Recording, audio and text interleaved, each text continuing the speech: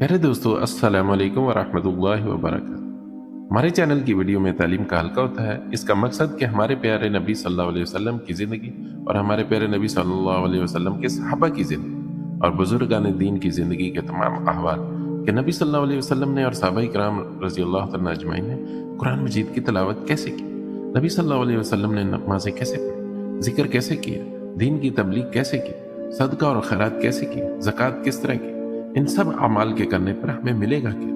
تو اس کے فضائل ہم آپ کے سامنے لائیں گے، تو آپ سے گزارش ہے کہ ہماری اس ویڈیو کو پورا دیکھیں۔ بسم اللہ الرحمن الرحیم۔ حضرت ابو بکر صدیق رضی اللہ تعالیٰ عنہ کا اعلان اسلام اور تکالیف۔ ابتدائی اسلام میں جو شخص مسلمان ہوتا تھا وہ اپنے اسلام کو حد الوسع مخفی رکھتا تھا۔ حضور اقدس صلی اللہ علیہ وسلم کی طرف سے بھی اسی وجہ سے کہ ان کو کفار سے اذیت نہ پہنچے، اخفاء کی تلقین ہوتی تھی۔ جب مسلمانوں کی تعداد 39 تک پہنچی تو حضرت ابو بکر صدیق رضی اللہ تعالیٰ عنہ نے اظہار کی درخواست کی کہ کھلم کھلا علی الاعلان تبلیغ کی جائے۔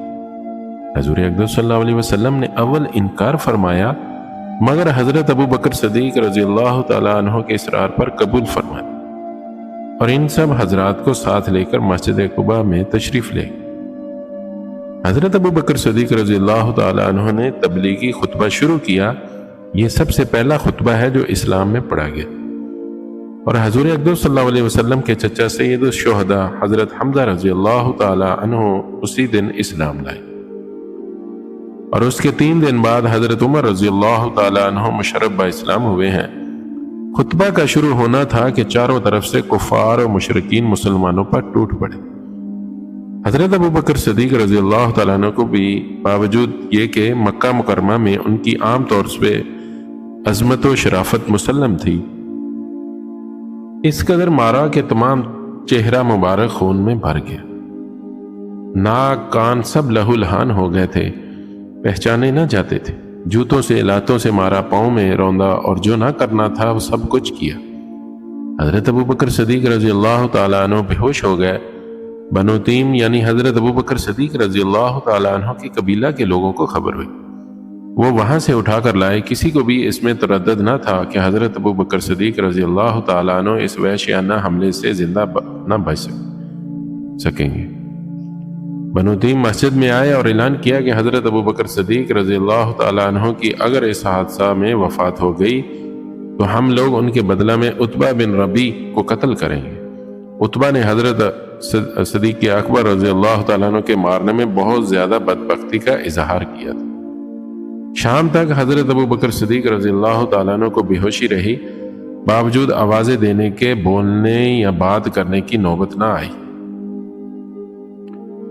شام کو آوازیں دینے پر وہ بولے تو سب سے پہلا لفظ یہ تھا کہ حضور اقدس صلی اللہ علیہ وسلم کا کیا حال۔ لوگوں نے اس پر بہت ملامت کی کہ انہی کے ساتھ کی بدولت یہ مصیبت آئی، اور دن بھر موت کے منہ میں رہنے پر بات کی تو وہ بھی حضور ہی صلی اللہ علیہ وسلم کا جذبہ اور انہی کے لیے۔ لوگ پاس سے اٹھ کر چلے گئے کہ بد دلی بھی تھی، اور یہ بھی کہ آخر کو جان باقی ہے کہ بولنے کی نوبت آئی، اور آپ کی والدہ ام خیر سے کہہ گئے کہ ان کے کھانے پینے کے لیے کسی چیز کا انتظام کر دیں۔ وہ کچھ تیار کر کے لائیں اور کھانے پر اصرار کیا، مگر حضرت ابو بکر صدیق رضی اللہ تعالیٰ عنہ کی وہی ایک صدا تھی کہ حضور صلی اللہ علیہ وسلم کا کیا حال ہے، حضور صلی اللہ علیہ وسلم پر کیا گزری۔ ان کی والدہ نے فرمایا کہ مجھے تو خبر نہیں کیا حال ہے۔ آپ نے فرمایا کہ ام جمیل رضی اللہ تعالیٰ عنہ حضرت عمر رضی اللہ تعالیٰ عنہ کے پاس بہن کے پاس جا کر دریافت کر لو کہ کیا حال ہے۔ وہ بیچاری بیٹے کی اس مظلومانہ حالت کی بے تابانہ درخواست کو پورا کرنے کے واسطے ام جمیل رضی اللہ تعالیٰ عنہ کے پاس گئیں اور محمد صلی اللہ علیہ وسلم کا حال دریافت کیا۔ وہ بھی عام دستور کے موافق اس وقت تک اپنے اسلام کو چھپائے ہوئے تھی۔ فرمانے لگی، میں کیا جانوں کون محمد صلی اللہ علیہ وسلم اور کون ابو بکر صدیق رضی اللہ تعالیٰ عنہ۔ تیرے بیٹے کی حالت سن کر رنج ہوا، اگر تو کہے تو میں چل کر اس کی حالت دیکھوں۔ ام خیر نے قبول کر لیا، ان کے ساتھ گئیں اور حضرت ابو بکر صدیق رضی اللہ تعالیٰ عنہ کی حالت دیکھ کر تحمل نہ کر سکی، بے تحاشا رونا شروع کر دیا کہ بد کرداروں نے کیا حل کر دیا، اللہ تعالیٰ ان کو اپنے کیے کی سزا دے۔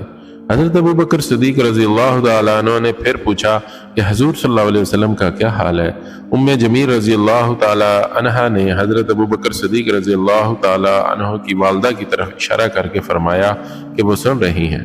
آپ رضی اللہ تعالیٰ عنہ نے فرمایا کہ ان سے خوف نہ کرو، تو جمیل رضی اللہ تعالیٰ عنہ نے خیریت سنائی اور عرض کیا کہ بالکل صحیح سالم ہے۔ آپ نے پوچھا کہ اس وقت کہاں ہیں؟ انہوں نے عرض کیا کہ ارکم رضی اللہ تعالیٰ عنہ کے گھر تشریف رکھتے ہیں۔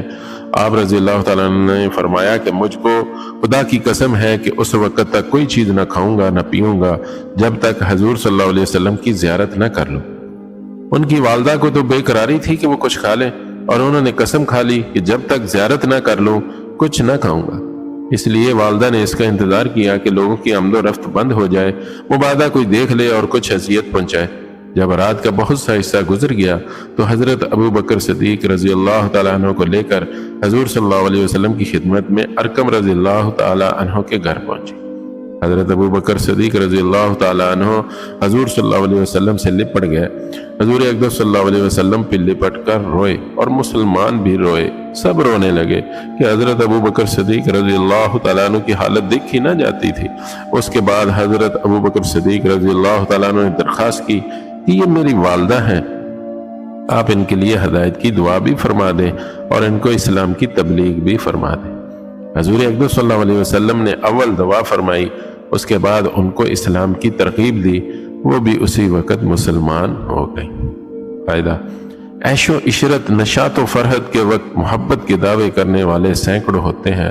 محبت و عشق وہی ہے جو مصیبت اور تکلیف کے وقت بھی باقی رہے۔ دوستو، اللہ تعالی ہمیں صحابہ کرام کے نقش قدم پر چلنے کی توفیق عطا فرمائے۔ دوستو، صحابہ نے اس دین کے لیے کتنی تکلیفیں اٹھائیں۔ یہ کلمہ ہم تک جو پہنچا ہے ان صحابہ کرام کی قربانی ہے۔